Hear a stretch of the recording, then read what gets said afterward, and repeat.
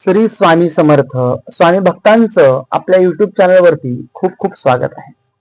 स्वामी भक्तांनो, आज मी तुम्हाला वास्तु दोषावरील काय उपाय सांगणार आहे.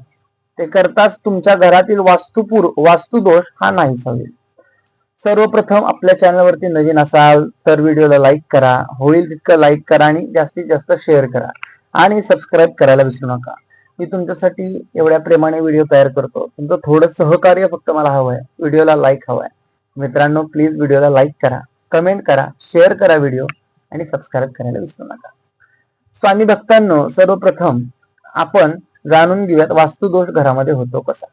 घरामध्ये जर का इलेक्ट्रॉनिक सामान जर का आपले असेल, त्याचा वापर जर का आपल्याकडनं होत नसेल, ते तसंच एका जागी पडून असेल, वायरिंग, इलेक्ट्रॉनिक वस्तू, तर घरामध्ये वास्तुदोष हा तयार होतो. त्यासाठी वेगळी अशी जागा किंवा वेगळी अशी रूम तुम्हाला बनवणं गरजेचं आहे.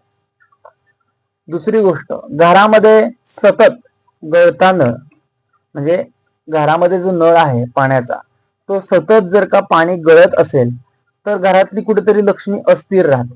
घरातील पैसा हा वायफट हा खर्च होत असतो. त्यामुळे नळ पहिल्यांदा तुम्ही चेंज करणं किंवा दुरुस्त करणं गरजेचं आहे.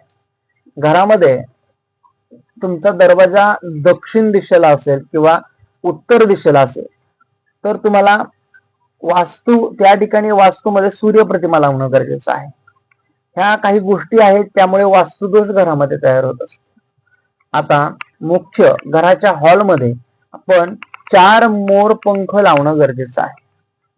घराच्या मुख्य हॉलमध्ये आपल्याला धावत्या घोड्यांचे फोटो लावणं गरजेचे आहे. तो फोटो लावल्याने आपल्या घरामध्ये बऱ्याचशी लक्ष्मी प्राप्ती होते व आपलं घरातील वास्तुदोष हा नाहीसा होतो. क्रिस्टल बॉल्स असतील, त्याचा वापर घरामध्ये करणं खूप चांगलं आहे. त्याच पद्धतीने तुम्ही तुमच्या वास्तूचा दरवाजा चुकीचा असून तुमच्या वास्तूमध्ये सतत नकारात्मक ऊर्जा आहे असं जर का वाटत असेल तर घरामध्ये तुम्ही दर महिन्यातनं एकदा किंवा 6 महिन्यातनं एकदा तुम्ही होम हवन यज्ञ कर्म पूजा पाठ करू शकता. त्याने सकारात्मक ऊर्जा ही कंटिन्युटी चालेल.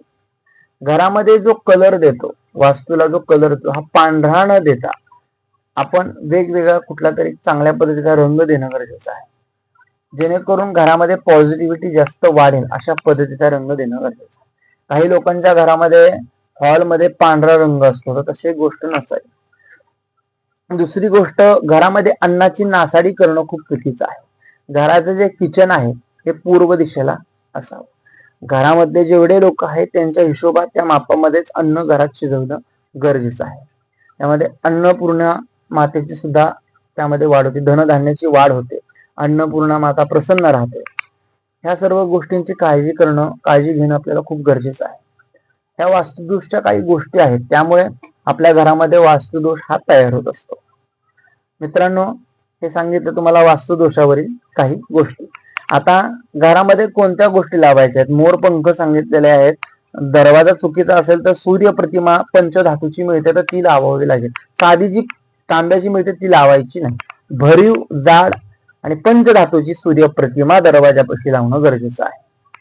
त्याच पद्धतीने वास्तुदोष निवारण यंत्र असतं, जे फ्रेम मध्ये मिळतं, गोल्डन प्लेटेड मिळतं, तर तेच लावायचं आहे. नॉर्मल पेपर चालत नाही.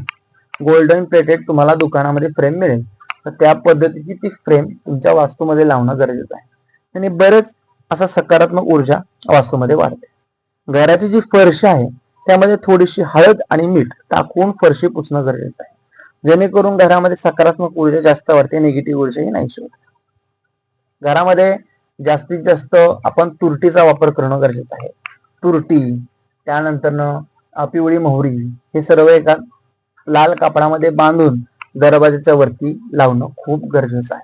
आणि जीव जंतू, जेवढे काही नेगेटिव्ह नकारात्मक आजार आणणारे जे काही जंतू असतात त्यांचा नाश होतो तुरटीने. आणि पिवळ्या मोहरीने सुद्धा सकारात्मक ऊर्जा आपल्या घरामध्ये नित्य राहते.